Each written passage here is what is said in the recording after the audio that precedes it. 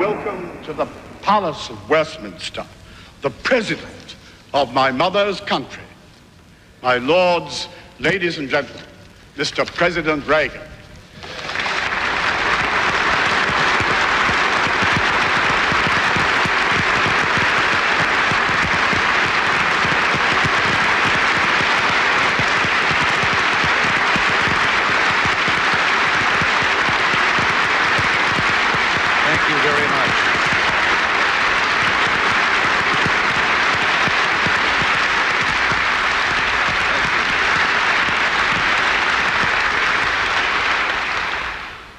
My Lord Chancellor, Mr. Speaker, the journey of which this visit forms a part is a long one. Already it has taken me to two great cities of the West, Rome and Paris, and to the economic summit at Versailles. And there, once again, our sister democracies have proved that even in a time of severe economic strain, free peoples can work together freely and voluntarily to address problems as serious as inflation, unemployment, trade, and economic development in a spirit of cooperation and solidarity. Other milestones lie ahead. Later this week in Germany, we and our NATO allies will discuss measures for our joint defense and America's latest initiatives for a more peaceful, secure world through arms reductions. Each stop of this trip is important. But among them all, this moment occupies a special place in my heart and in the hearts of my countrymen. A moment of kinship and homecoming in these hallowed halls. Speaking for all Americans, I want to say how very much at home we feel in your house. Every American would, because this is, as we have been so eloquently told, one of democracy's shrines. Here, the rights of free people and the processes of representation have been debated and refined. It has been said that an institution is the lengthening shadow of a man. This institution is the lengthening shadow of all the men and women who have sat here and all those who have voted to send representatives here. This is my second visit to Great Britain as President of the United States. My first opportunity to stand on British soil occurred almost a year and a half ago when your Prime Minister graciously hosted a diplomatic dinner at the British Embassy in Washington. Mrs. Thatcher said then that she hoped I was not distressed to find staring down at me from the grand staircase a portrait of His Royal Majesty, King George III. She suggested it was best to let bygones be bygones, and in view of our two countries' remarkable friendship in succeeding years, she added that most Englishmen today would agree with Thomas Jefferson that, quote, a little rebellion now and then is a very good thing, unquote. Well, from here, I will go on to Bonn and then Berlin, where there stands a grim symbol of power untamed. The Berlin Wall, that dreadful gray gash across the city, is in its third decade. It is the fitting signature of the regime that built it. And a few hundred kilometers behind the Berlin Wall, there is another symbol. In the center of Warsaw, there is a sign that notes the distances to two capitals. In one direction, it points toward Moscow. In the other, it points toward Brussels, headquarters of Western Europe's tangible unity. The marker says that the distances from Warsaw to Moscow and Warsaw to Brussels are equal. The sign makes this point. Poland is not east or west. Poland is at the center of European civilization. It has contributed mightily to that civilization. It is doing so today by being magnificently unreconciled to oppression. Poland's struggle to be Poland and to secure the basic rights we often take for granted demonstrates why we dare not take those rights for granted. Gladstone, defending the Reform Bill of 1866, declared, "You cannot fight against the future. Time is on our side." It was easier to believe in the march of democracy in Gladstone's day, in that high noon of Victorian optimism. We're approaching the end of a bloody century plagued by a terrible political invention, totalitarianism. Optimism comes less easily today, not because democracy is less vigorous, but because democracy's enemies have refined their instruments of repression. Yet optimism is in order, because day by day, democracy is proving itself to be a not at all fragile flower. From Stettin on the Baltic to Varna on the Black Sea, the regimes planted by totalitarianism have had more than 30 years to establish their legitimacy. But none, not one regime, has yet been able to risk free elections. Regimes planted by bayonets do not take root. The strength of the solidarity movement in Poland demonstrates the truth told in an underground joke in the Soviet Union. It is that the Soviet Union would remain a one-party nation even if an opposition party were permitted, because everyone would join the opposition party. America's time as a player on the stage of world history has been brief. I think understanding this fact has always made you patient with your younger cousins. Well, not always patient. I do recall that on one occasion, Sir Winston Churchill said in exasperation about one of our most distinguished diplomats, "He is the only case I know of a bull who carries his china shop with him."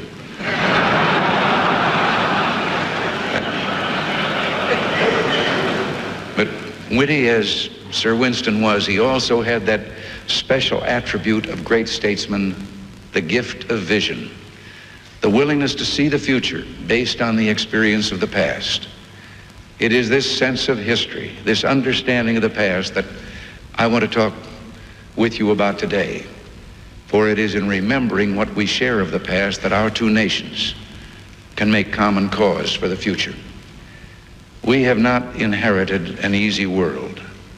If developments like the Industrial Revolution, which began here in England, and the gifts of science and technology have made life much easier for us, they have also made it more dangerous.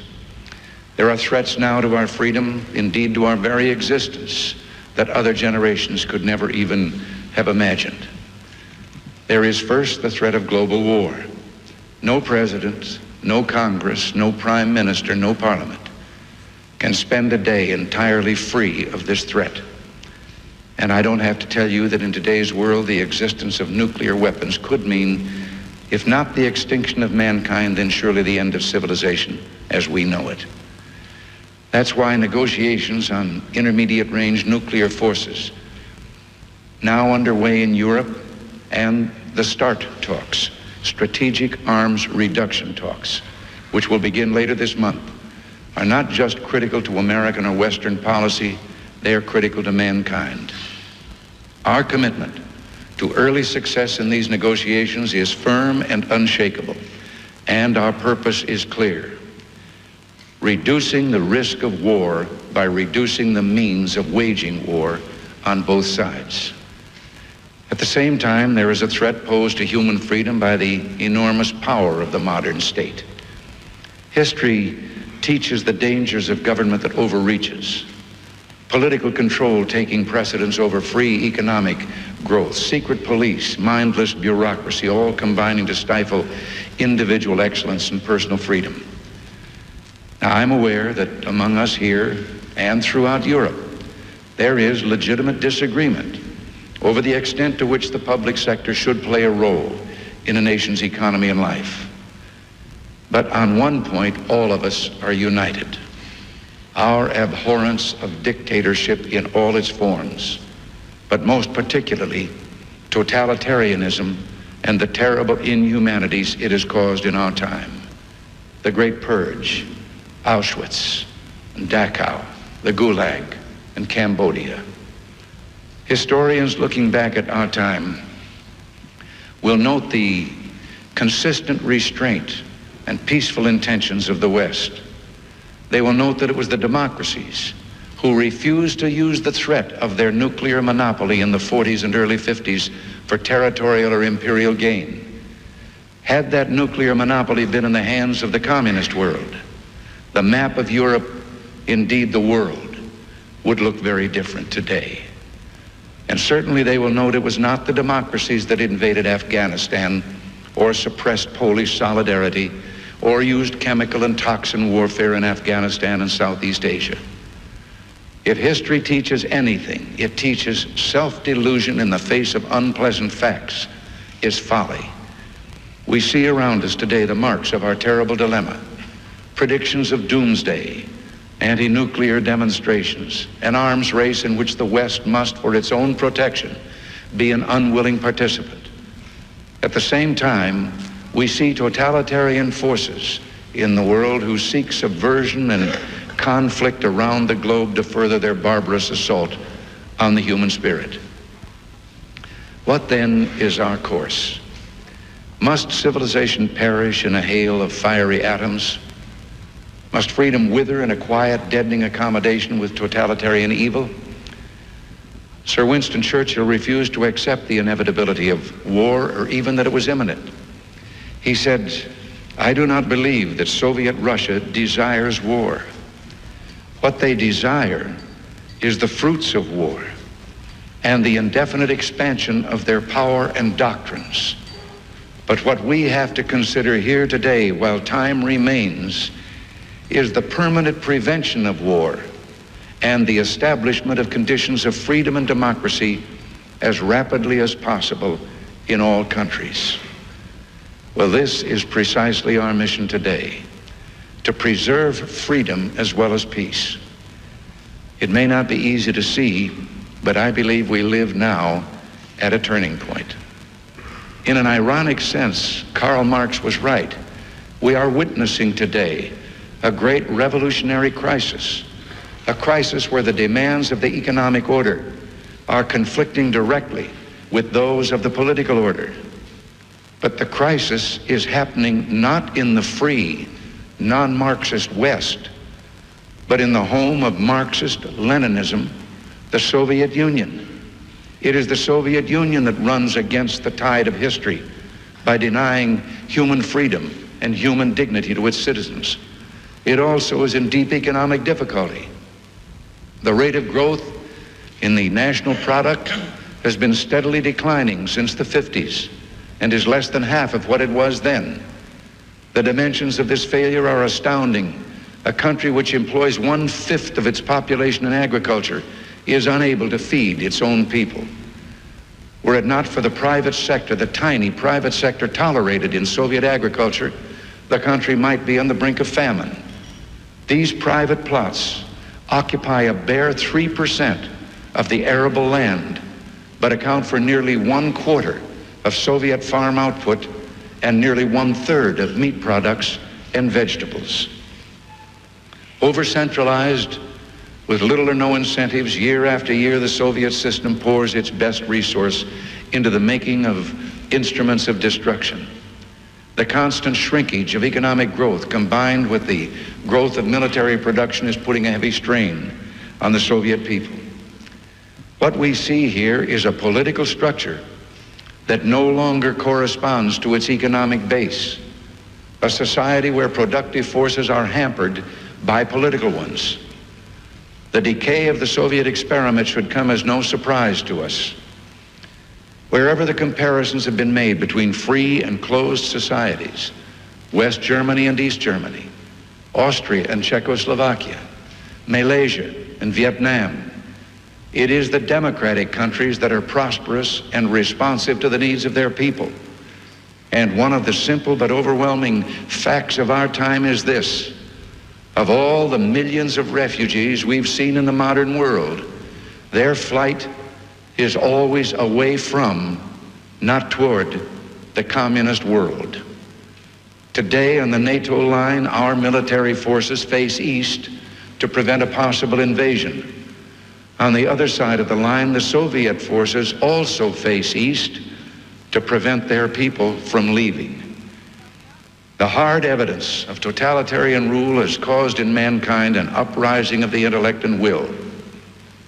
Whether it is the growth of the new schools of economics in America or England, or the appearance of the so-called new philosophers in France, there is one unifying thread running through the intellectual work of these groups: rejection of the arbitrary power of the state, the refusal to subordinate the rights of the individual to the superstate, the realization that collectivism stifles all the best human impulses. Since the Exodus from Egypt, historians have written of those who sacrificed and struggled for freedom. The stand at Thermopylae, the revolt of Spartacus, the storming of the Bastille, the Warsaw Uprising in World War II. More recently, we've seen evidence of this same human impulse in one of the developing nations in Central America. For months and months, the world news media covered the fighting in El Salvador.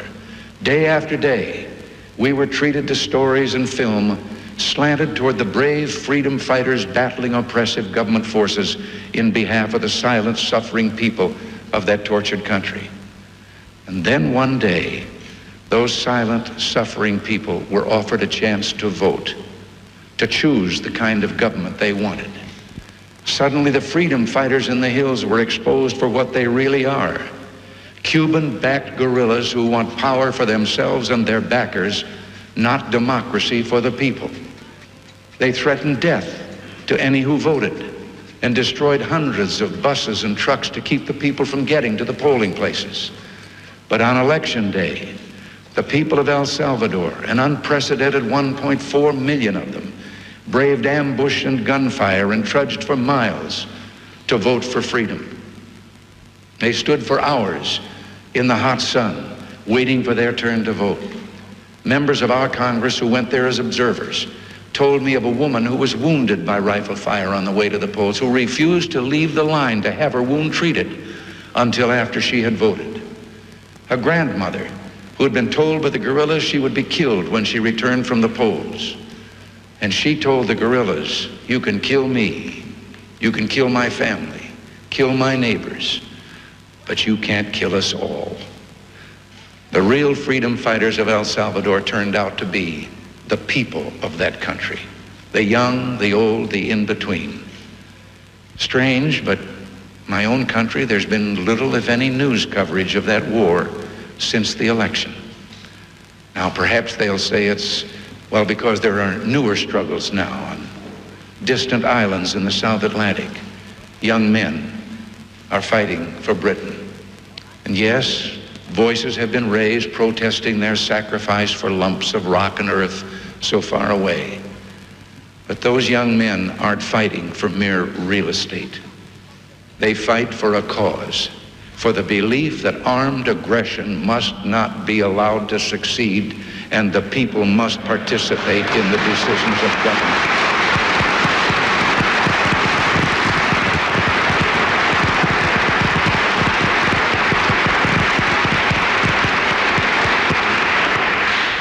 The decisions of government under the rule of law.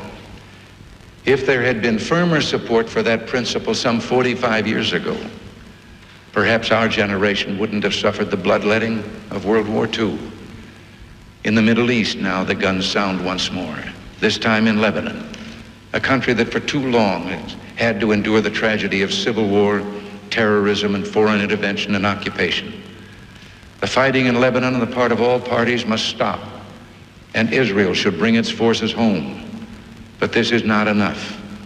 We must all work to stamp out the scourge of terrorism that in the Middle East makes war an ever-present threat. But beyond the trouble spots lies a deeper, more positive pattern.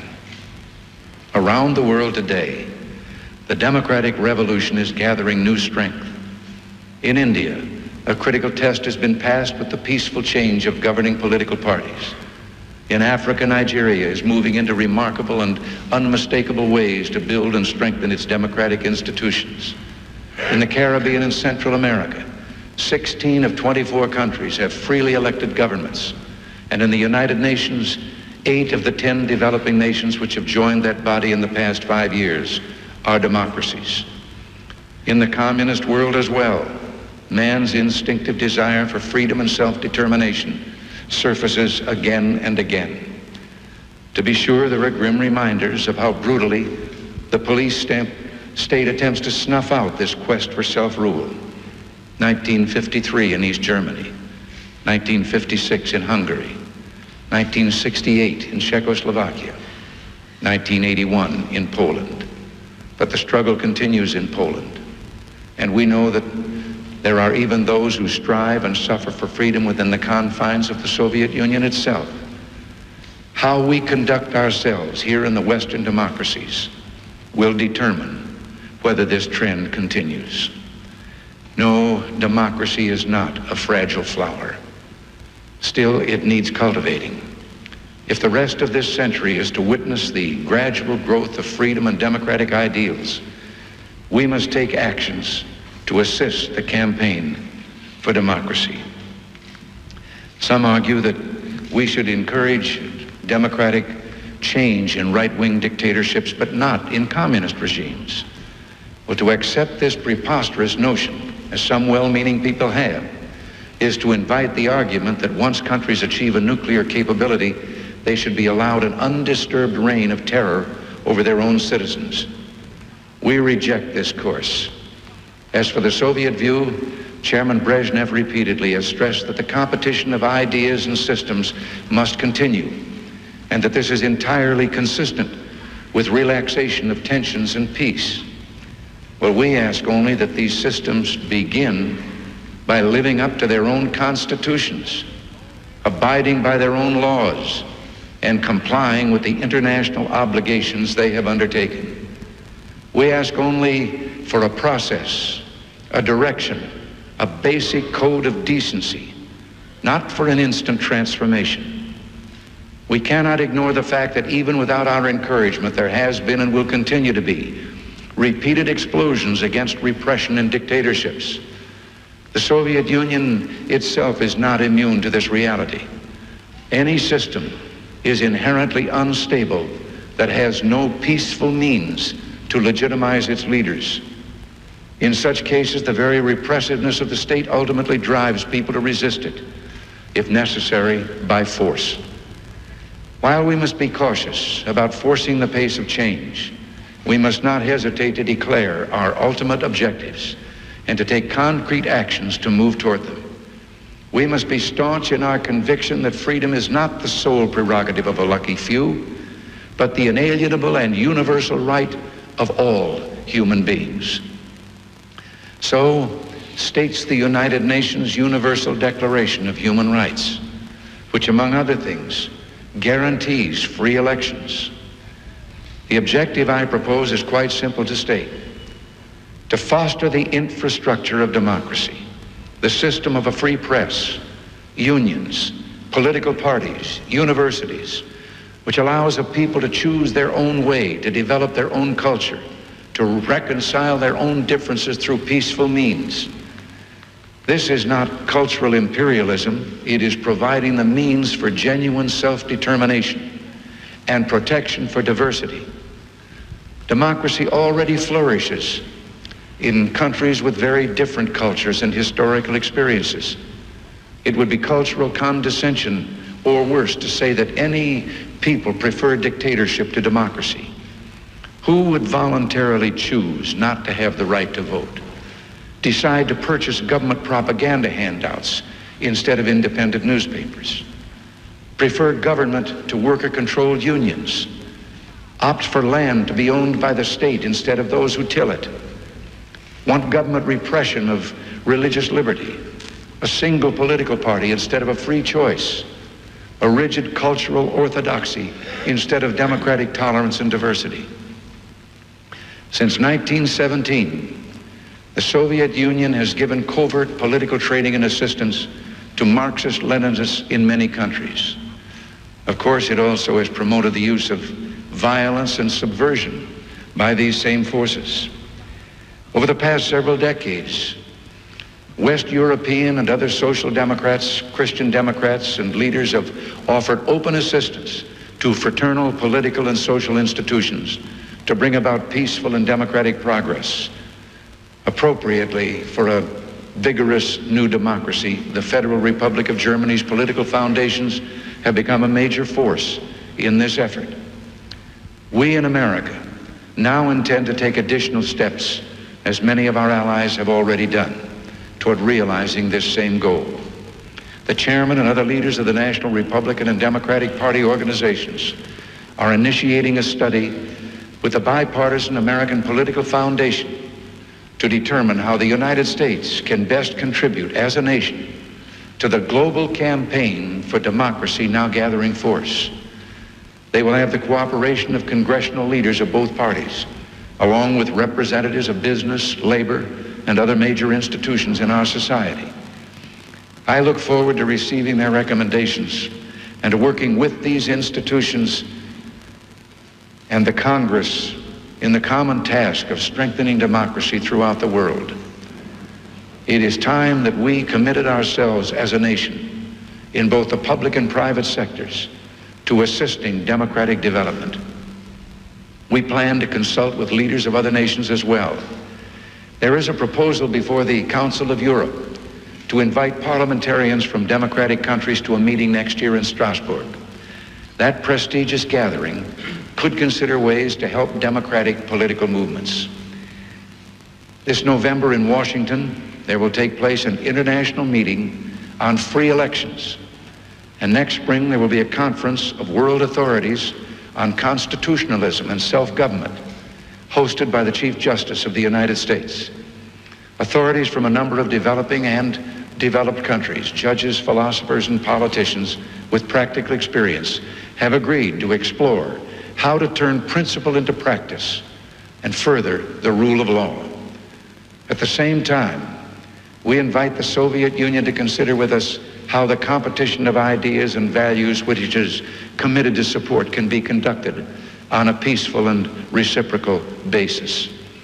For example, I am prepared to offer President Brezhnev an opportunity to speak to the American people on our television if he will allow me the same opportunity with the Soviet people.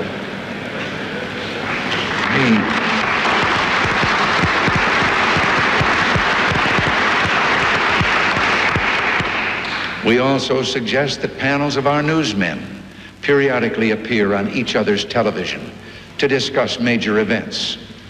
Now, I don't wish to sound overly optimistic, yet the Soviet Union is not immune from the reality of what is going on in the world.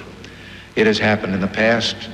A small ruling elite either mistakenly attempts to ease domestic unrest through greater repression and foreign adventure, or it chooses a wiser course. It begins to allow its people a voice in their own destiny. Even if this latter process is not realized soon, I believe the renewed strength of the democratic movement, complemented by a global campaign for freedom, will strengthen the prospects for arms control and a world at peace. I have discussed on other occasions, including my address on May 9th, the elements of Western policies toward the Soviet Union to safeguard our interests and protect the peace. What I'm describing now is a plan and a hope for the long term. The march of freedom and democracy, which will leave Marxism, Leninism on the ash heap of history as it has left other tyrannies which stifle the freedom and muzzle the self-expression of the people. And that's why we must continue our efforts to strengthen NATO, even as we move forward with our zero-option initiative in the negotiations on intermediate-range forces and our proposal for a 1/3 reduction in strategic and ballistic missile warheads. Our military strength is a prerequisite to peace, but let it be clear, we maintain this strength in the hope it will never be used. For the ultimate determinant in the struggle that's now going on in the world will not be bombs and rockets, but a test of wills and ideas, a trial of spiritual resolve, the values we hold, the beliefs we cherish, the ideals to which we are dedicated. The British people know that given strong leadership, time, and a little bit of hope, the forces of good ultimately rally and triumph over evil. Here among you is the cradle of self-government, the mother of parliaments.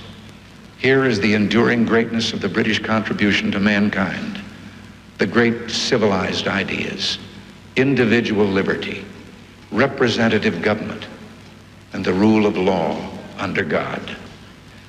I've often wondered about the shyness of some of us in the West about standing for these ideals that have done so much to ease the plight of man and the hardships of our imperfect world.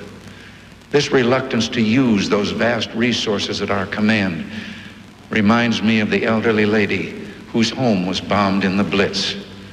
As the rescuers moved about, they found a bottle of brandy she'd stored behind the staircase, which was all that was left standing. And since she was barely conscious, one of the workers pulled the cork to give her a taste of it. She came around immediately and said, "Here, there, now put it back. That's for emergencies." Well, the emergency is upon us. Let us be shy no longer. Let us go to our strength. Let us offer hope. Let us tell the world that a new age is not only possible, but probable. During the dark days of the Second World War, when this island was incandescent with courage, Winston Churchill exclaimed about Britain's adversaries, "What kind of a people do they think we are?" Well, Britain's adversaries found out what extraordinary people the British are. But all the democracies paid a terrible price for allowing the dictators to underestimate us. We dare not make that mistake again. So let us ask ourselves, what kind of people do we think we are? And let us answer, free people, worthy of freedom, and determined not only to remain so, but to help others gain their freedom as well. Sir Winston led his people to great victory in war, and then lost an election just as the fruits of victory were about to be enjoyed. But he left office honorably, and as it turned out, temporarily, knowing that the liberty of his people was more important than the fate of any single leader. History recalls his greatness in ways no dictator will ever know. And he left us a message of hope for the future, as timely now as when he first uttered it as opposition leader in the Commons nearly 27 years ago. When he said, "When we look back on all the perils through which we have passed, and at the mighty foes that we have laid low, and all the dark and deadly designs that we have frustrated, why should we fear for our future? We have," he said, "come safely through the worst. Well, the task I've set forth will long outlive our own generation. But together, we too have come through the worst. Let us now begin a major effort to secure the best, a crusade for freedom that will engage the faith and fortitude of the next generation. For the sake of peace and justice, let us move toward a world in which all people are at last free to determine their own destiny." Thank you.